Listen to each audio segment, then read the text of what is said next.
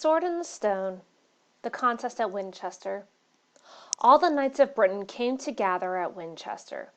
They put their tents in the fields near the cathedral. It was winter and very cold, so the men lit fires to keep warm. Sir Ector was an old, brave, and honest knight. He came to Winchester with his two sons, Kay and Arthur. The three men rode their horses towards the cathedral. It was New Year's Day, and they were going to the gathering of the knights.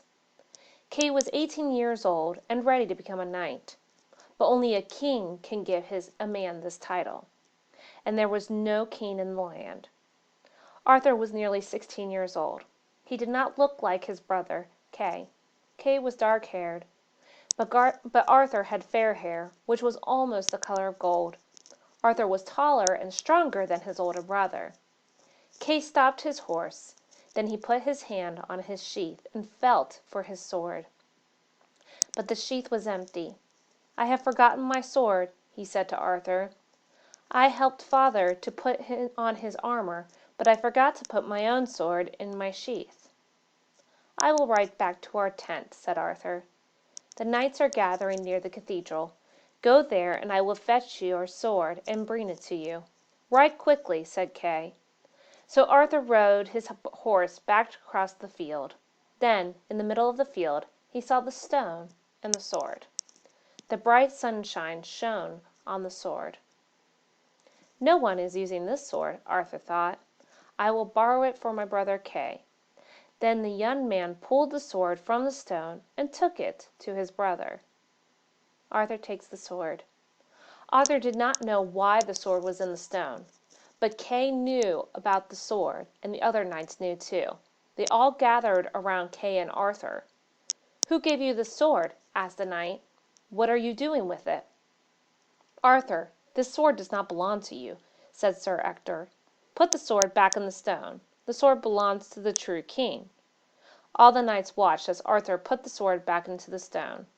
"Kay," said Sir Ector, "draw the sword from the stone." So Kay put this hand around the handle of the sword and pulled, but the sword did not move. Then all the knights tried to pull the sword out of the stone. Many strong men tried to take the sword, but it still did not move. "Arthur," said Sir Ector, "draw the sword from the stone." Arthur put his hand on the sword and drew the sword from the stone easily. Then he raised the sword above his head, and the metal flashed brightly in the sunlight. Everyone could see that Arthur held the sword. Sir Ector got off his horse. He drew his own sword from its sheath and knelt down on the ground. He lowered his head and held the handle of his sword towards Arthur. "Arthur," said Ector, "you are the true king of all the land, and I am your servant." Arthur was astonished. "Father, put your sword away," he said. He touched the hilt of Sir Ector's sword. Ector kissed the sword and put it back in its sheath. "Arthur, sire, you must know the truth," said Sir Ector. "I am not your father.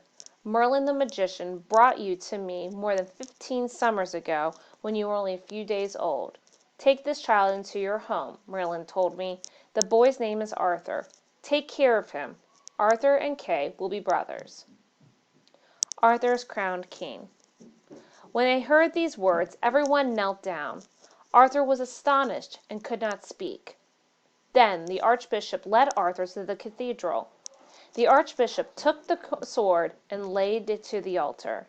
Then Arthur knelt it in front of the altar and prayed. For a day and a night Arthur prayed in the great church. He asked God to help him. He wanted to be a good and just king. 3 months passed. At the beginning of spring, Arthur was crowned king in Winchester Cathedral.